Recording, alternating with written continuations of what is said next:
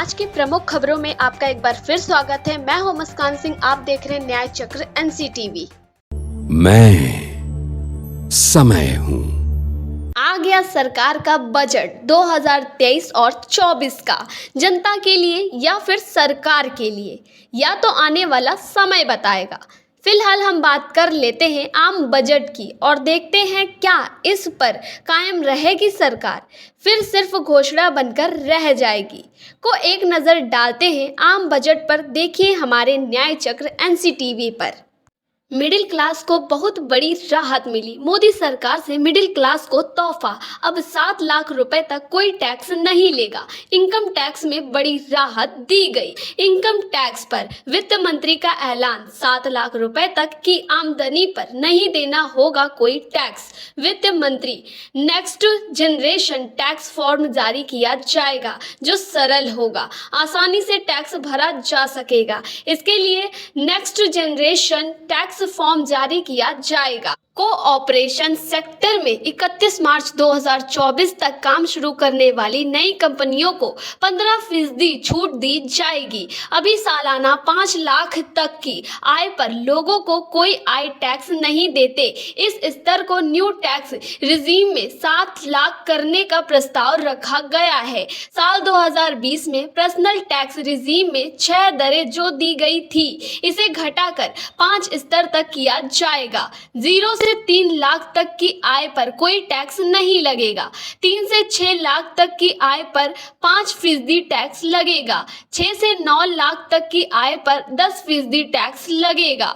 9 से 12 लाख तक की आय पर 15% टैक्स लगेगा। 12 से 15 लाख तक की आय पर 20% टैक्स लगेगा। 15 लाख से अधिक में 30% टैक्स लगेगा। 9 लाख तक की आय पर व्यक्ति को 45,000 का टैक्स देना होगा। 15 लाख की आय पर 1.5 लाख या 10% का टैक्स देना होगा। ग्रीन एजेंसी को बढ़ावा दिया जाएगा। लिथियम आयन बैटरी बनने के लिए जरूरी सामान के आयात में कस्टम ड्यूटी में दी गई छूट जारी रहेगी। कैमरा लेंस और लिथियम आयन बैटरी जैसे मोबाइल फोन उत्पादन में लगने वाले जरूरी सामान के आयात में कस्टम ड्यूटी में दी गई छूट जारी रहेगी। डिनेचर्ड इथाइल अल्कोहल से कस्टम ड्यूटी हटाने का प्रस्ताव। कूड़ ग्लिसरीन पर लगे कस्टम ड्यूटी को 7.5 से घटाकर 2.5 करने का प्रस्ताव। चांदी पर लगने वाली कस्टम ड्यूटी को बढ़ाया जाएगा ताकि वो सोने और प्लेटिनियम पर लगी कस्टम ड्यूटी के बराबर हो सके। सिगरेट पर लगे कस्टम ड्यूटी को 3 साल से नहीं बढ़ाया गया है, इसे बढ़ाकर 16% करने का प्रस्ताव है। प्रधानमंत्री गरीब कल्याण अन्न योजना के तहत 2 लाख करोड़ रुपए केंद्र सरकार द्वारा वहन किया जा रहा है। अंत्योदय योजना के तहत गरीबों के लिए मुफ्त खाद्यान्न की आपूर्ति को 1 वर्ष के लिए बढ़ा दिया गया है। एमएसएमई के लिए क्रेडिट गारंटी स्कीम को बदलने के प्रस्ताव पर काम इस साल 1 अप्रैल में शुरू होगा। इसके लिए 9,000 करोड़ के कॉर्पस का प्रावधान किया गया है। National financial registry for financial strategy बनाया जाएगा। सेंट्रल प्रोसेसिंग सेंटर बनाया जाएगा ताकि कंपनियों के द्वारा फाइल किए जा रहे दस्तावेजों का जल्द निपटारा हो। गोवर्धन योजना के लिए 10,000 करोड़ का आवंटन किया जाएगा। इसके लिए जरूरी राहत दी जाएगी। सरकार 1 करोड़ किसानों को ऑर्गेनिक खेती अपनाने के लिए प्रेरित करेगी। इसके लिए 10,000 बायो इनपुट रिचार्ज सेंटर बनाए जाएंगे। प्रदूषण फैलने वाली गाड़ियों की रिप्लेसिंग बेहद महत्वपूर्ण काम है। ये सतत ऊर्जा की राह में बड़ा कदम है। केंद्र सरकार की पुरानी गाड़ियों और एम्बुलेंस को नष्ट करने के लिए मदद की जाएगी। इसके लिए राज्य सरकारों को भी मदद दी जाएगी। अगले 3 सालों में प्रधानमंत्री कौशल विकास योजना 4.0 योजना लॉन्च की जाएगी, जिसमें इंडस्ट्री बेस्ड पाठ्यक्रम पर फोकस किया जा सके। युवाओं को अंतर्राष्ट्रीय बाजार के लिए तैयार करने के लिए अलग अलग राज्यों में 30 स्किल इंडिया इंटरनेशनल सेंटर बनाए जाएंगे। डायरेक्ट बेनिफिट स्कीम के तहत छात्रों की मदद के लिए भी स्कीम लॉन्च की जाएगी। इससे 47 लाख युवाओं की मदद होगी। पर्यटन को भी बढ़ावा देने की पूरी कोशिश होगी। देखो अपना देश योजना के तहत घरेलू पर्यटन को बढ़ावा दिया जा रहा है। इसके तहत सीमा के इलाकों में पर्यटन को बढ़ावा दिया जाएगा। मेन होल या सीवर की सफाई का काम इंसानों के द्वारा ना किया जाए और इसे मशीनों के जरिए किया जाए। इसके लिए ये काम 100% मशीनों से हो, ये कोशिश की जाएगी। डिजिटल लेन देन के लिए पहचान के तौर पर आधार कार्ड को भी स्वीकार किया जाएगा। लैब में बनाए जाने वाले डायमंड में नौकरियां पैदा होने की संभावना है। इस मामले में आयात पर निर्भरता कम करने के लिए रिसर्च के काम को बढ़ाया जाएगा। न्याय मिलने में देरी ना हो, इसके लिए ई कोर्ट के लिए 7,000 करोड़ का आवंटन किया जाएगा। ग्रीन क्रेडिट प्रोग्राम को पर्यावरण सुरक्षा कानून के तहत लाया जाएगा।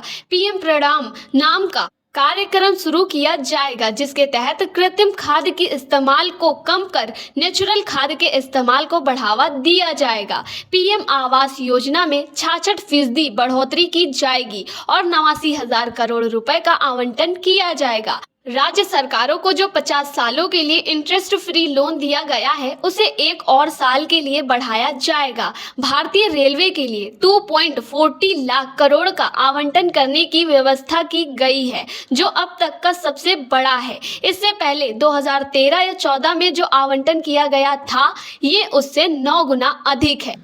50 और एयरपोर्ट, हेलीपैड और पोर्ट के पास पैड या तो बनाए जाएंगे या फिर उन्हें फिर से रिवाइव किया जाएगा। इसी के साथ दूसरी खबर है सोनभद्र से, जहां सपाइयों ने प्रदर्शन कर बजट का किया विरोध। समाजवादी पार्टी कार्यकर्ताओं ने स्वर्ण जयंती चौक पर एकत्र होकर केंद्र सरकार के द्वारा 5 बजट को जन विरोधी बजट बताते हुए हाथ में थाली लेकर महंगा सिलेंडर, महंगा पेट्रोल, महंगा आटा चावल दाल, महंगी शिक्षा, महंगी दवा आदि को लेकर प्रदर्शन किया गया। समाजवादी पार्टी के पूर्व जिला सचिव प्रमोद यादव ने कहा कि सरकार के इस बजट से आम जनमानस में काफी अपेक्षा थी कि इस बजट में सरकार रसोई से लेकर शिक्षा, बेरोजगारी पर ध्यान देगी, लेकिन जनता के विपरीत यह बजट पेश किया गया। प्रमोद यादव ने कहा कि प्रदेश की भाजपा सरकार ने सरकारी रोडवेज किराया 25 रुपए से प्रति किलोमीटर के दर से किराया बढ़ा दिया, जिससे जनता में काफी आक्रोश व्याप्त है। लोग महंगाई से परेशान हैं। आज महंगा पेट्रोल, महंगी खाद, किसानों की आय दुगनी ना होना, बिजली महंगी, कॉपी किताब, रोल का दाम बढ़ाकर यह सरकार जनता की कमर तोड़ रही है।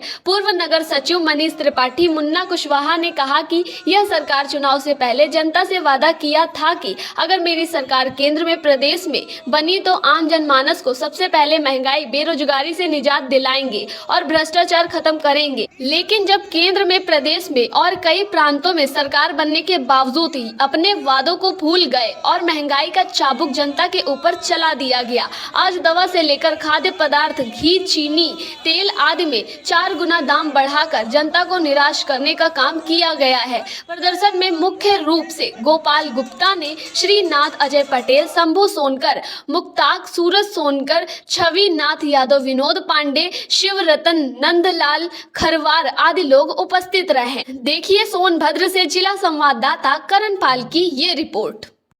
आज स्वर्ण जयंती चौक पे आप लोग विरोध प्रदर्शन कर रहे हैं, क्या मांगे हैं आप लोगों की जिसको लेकर प्रदर्शन कर रहे हैं आप लोग? देखिए, सवाल इस बात का है कि जो केंद्र की भाजपा सरकार ने 5वां बजट पेश किया है, यह जन विरोधी बजट है, नौजवान विरोधी बजट है।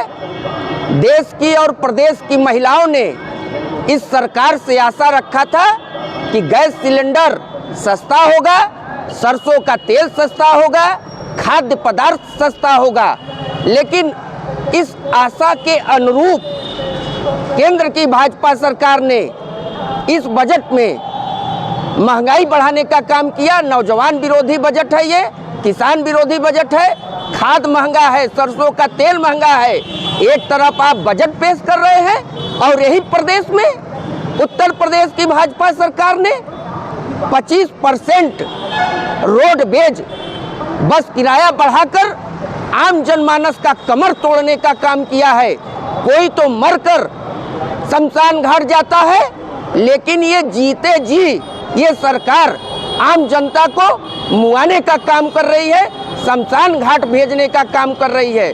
इसलिए यह बजट जन विरोधी बजट है। पेट्रोल महंगा, डीजल महंगा, कॉपी किताब महंगा, रबड़ पेंसिल महंगा, पेट्रोल डीजल के साथ साथ आटा आज 40 रुपए किलो हो गया। आम जनमानस परेशान है। इस बजट का हम लोग विरोध करते हैं और मांग करते हैं कि ये जन विरोधी बजट वापस लिया जाए। महिलाओं के हित में, नौजवान के हित में, युवा के हित में, सभी लोगों के हित में यह बजट वापस लिया जाए।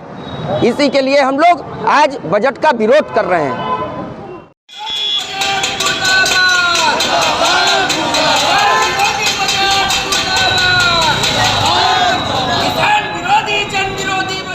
इस पर आपकी क्या राय है? अपने सुझाव हमें कमेंट बॉक्स में देना ना भूलें। तब तक के लिए देखते रहें न्याय चक्र NC TV। धन्यवाद।